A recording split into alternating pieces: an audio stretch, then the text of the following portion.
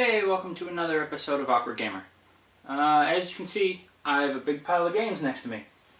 And while it would be fun to go through and play each of them and review all the games, I have a better idea.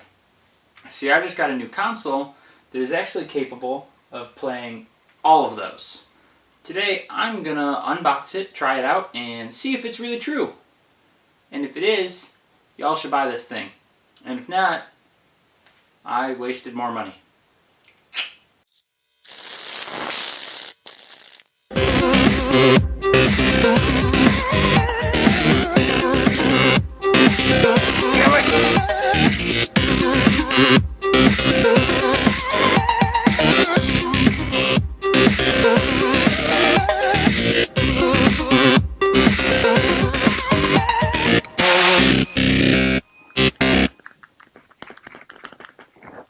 Alright, so first things first, the Retron 5 is the console I've got here, made by a company called Hyperkin.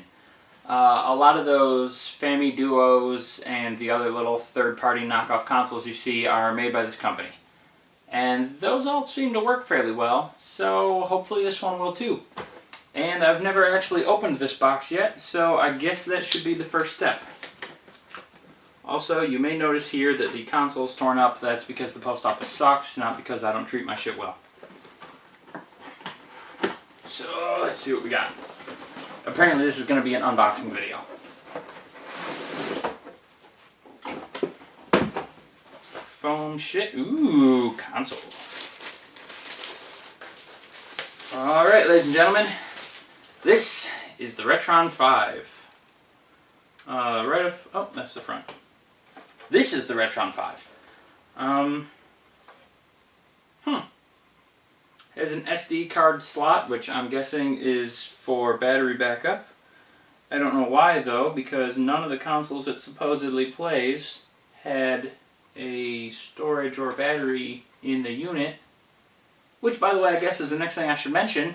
The consoles this supposedly plays are the Nintendo, Famicom, Super Nintendo, Super Famicom, Genesis, Mega Drive, and then all three of the original cartridge versions of the Game Boy. Game Boy, Game Boy Color, Game Boy Advance. So, that's, 9 consoles altogether. Why they call it the Retron 5, I'm not really sure. That's not true, I'm very sure. It's because it has 5 slots on it. Has HDMI out and USB. Not sure what the USB is for. Alright, let's keep going. Oh, I've got stickers. Everyone loves stickers. Stickers. What the hell I'm going to do with these? If any of y'all want stickers, go ahead and tell me in the comments below. I've got 3 of them. Instructions, which, let's be honest, I'm a man. I'm never going to read those. Yes, I know that was sexist. I apologize. Ooh, here we go. This little beauty is the controller. It may look uncomfortable and awkward. That's because it kind of is. It has the little joystick D-pad here, but if you listen, it's not fully analog. It's actually clicking in each direction, which makes me think it's not a full 360-degree controller. It's just directional. Has the L and R, 6-button setup, start, select, a home button, and these 2 little side dealies. I have no idea what the hell those are. So that's a thing. 4 lights here, I'm guessing a lot like the Ouya, PS3, etc. That will tell you what player position you are. So that's a thing. What else in this box? USB cable. It's probably to charge the controller or to plug into the USB port on the back, which I'm still not sure what the hell that actually does. Nope, it's a charge controller. I understand things. The USB port on the console is so you can plug in the controller and charge it via console. I'm guessing it'll also work in your PC. Don't really know. Don't really care. HDMI cable. See, here let me mention something that I mentioned in an article a while back on my website, which, by the way, if y'all haven't visited, theawkwardgamer.com. There's lots of articles and extra shit there that doesn't make it into these videos, so check it out. I got a PS3 recently, brand new, PlayStation 3, you know, newest generation, top of the line, well, not newest anymore, but whatever. And in the box, it came with composite cables. Not HDMI, even though it's HDMI capable, not even component, composite. Red, yellow, white. The crap that you could get back in the 90s with the Nintendo 64. This system, a $140 knockoff made by a third company, probably based out of Taiwan. Nope, China. I was close. This comes with an HDMI cable, and from the looks of it, a somewhat long one. So, fuck you, Sony. Alright. Next up we have... Oh! Wow, that's weird. Power adapters. So you can plug this into any LED in any country. So I'm guessing this is an international console. And last but not least, power supply. So there you go. If you buy one of these bad boys, that's what you can expect in the box. Next step is to take all these fucking games here and test every bit of this thing out to see if it plays as well as it should. So I think I'm gonna go ahead and do that now. And I apologize ahead of time for how long this video will probably end up being. But let's be honest. You love this sexy face.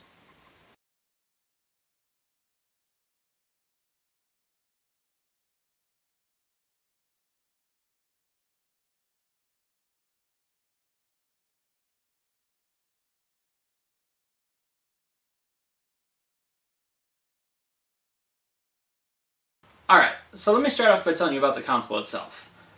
First thing, the controller. This stick here is still a little weird and very clicky, but it actually works pretty decently. Also, I will say the system gives you a kind of cool option for whichever system you're playing, you can remap the buttons on the controller to handle kind of however you want.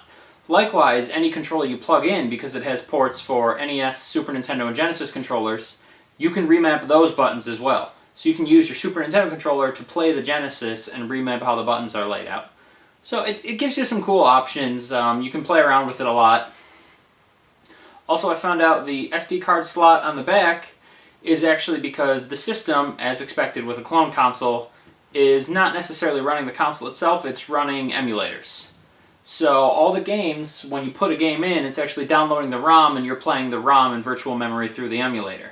So the SD card is where you can get firmware updates for the system, you can store cheats, it has the built-in Game Genie kind of bullshit,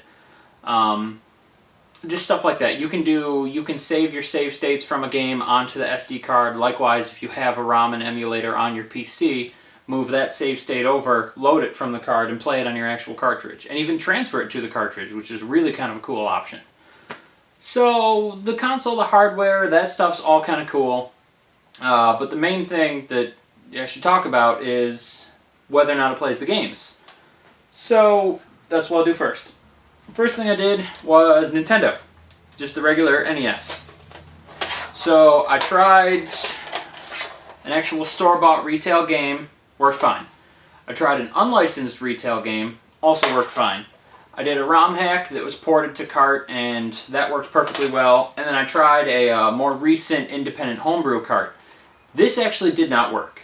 I put it in, and much like the ROM hack here, it said an unrecognized game, but that one played, this did not.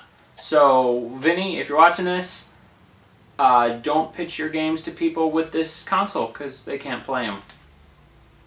Sorry. Next up, we had Super Nintendo, which, same kind of deal. I started with just a standard retail game, Chrono Trigger, works great. Tried it with a, not necessarily a ROM hack, but a repurposed cart. Actually, it is a ROM hack. It's an unofficial translation of Mega Man and Bass from Japan. That worked fine as well. Tried it with the Super Game Boy with a copy of, if it matters, Shadowgate in it.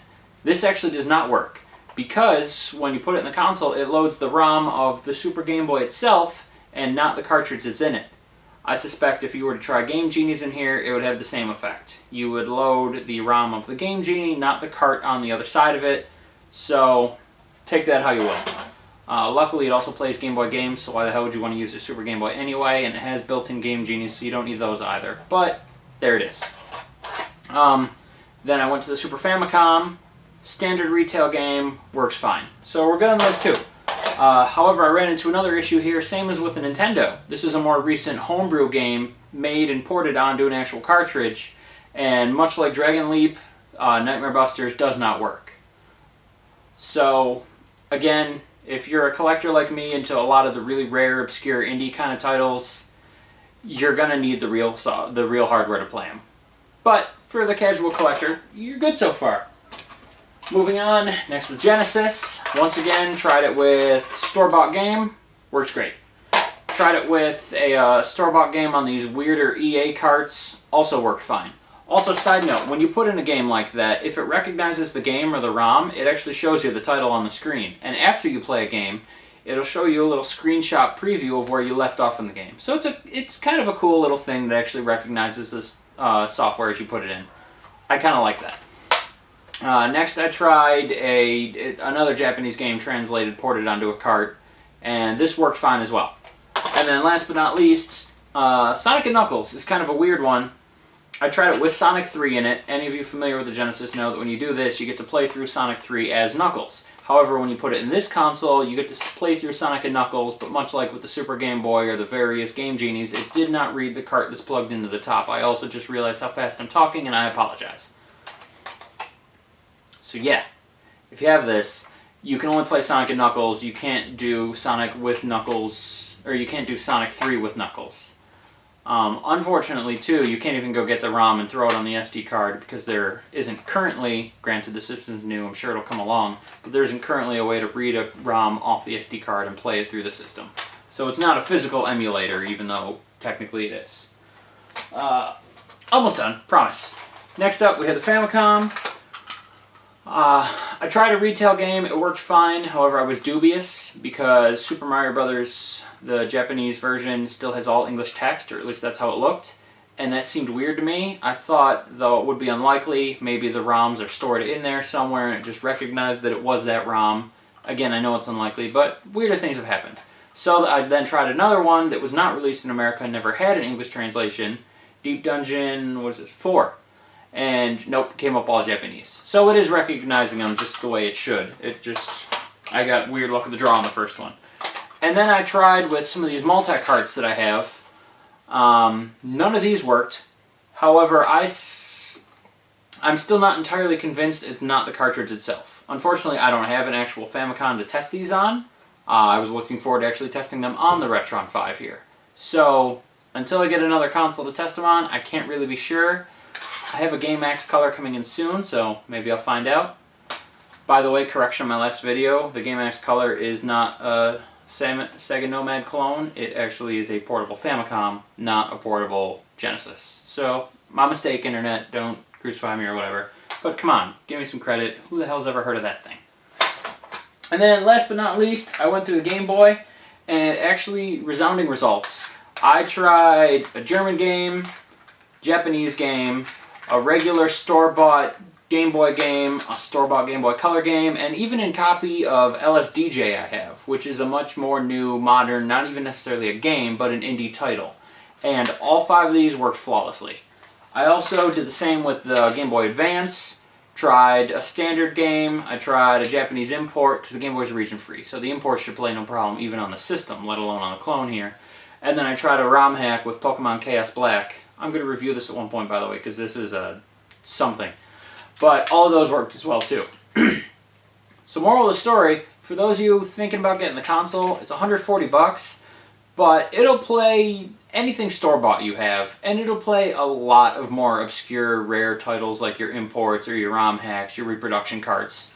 So really, for the price, it's definitely worth it. You'll easily break $140 trying to buy the 9 different consoles that'll emulate separately. Like I said before, the controller's pretty decent. The software and hardware on it's really cool.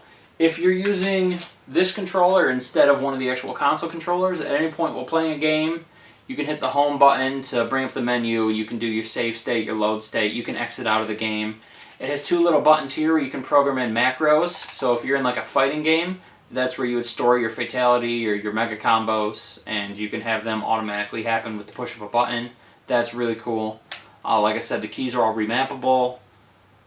You can even save your different mapping settings, so if you have a buddy come over and he has a different mapping than he likes, pop in an extra controller, or even just save his setting for the Super Nintendo controller, and you can swap settings easily between players. It's really, it works out really good. It's a great console. Saves a lot of space on your entertainment center, if nothing else. I got to move a lot of crap off the center to put that on there. Also, it goes to the HDMI port and upscales the video without stretching it or making it look really bad. You don't get a lot of screen tearing. You don't get a lot of like image blur. It's not fuzzy or pixelated. It looks good, just bigger. You will get the black bars on the side for when you do like the Game Boy, which is made for a square screen and not widescreen or even full screen format. But for the most part, anything else you put in it, it looks really good. It's a great buy. I highly recommend it. So go pick it up.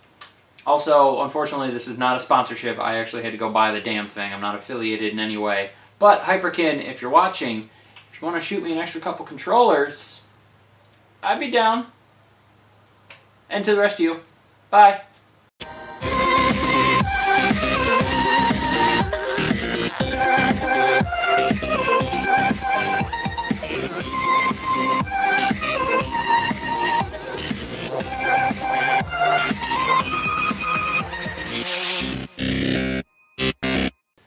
Also, quick little side note teaser for those of you that watch my videos to the end. And actually, I'm not even sure if people watch my videos at all, so I'll be really surprised if you make it this far. But several years ago when I was in college and got the idea to do these review videos, obviously it took me a while, I saw a game in a retro gaming magazine that inspired me to do these videos. This game looked utterly batshit ridiculous. Nothing here made sense. It was crazy. I don't want to go into a lot of detail because I don't want to spoil the review, but it's this game right here. I finally got a copy, and with the Retron here, I now have a way to play it. This is going to be amazing. So, tune in 2 weeks for fucking this.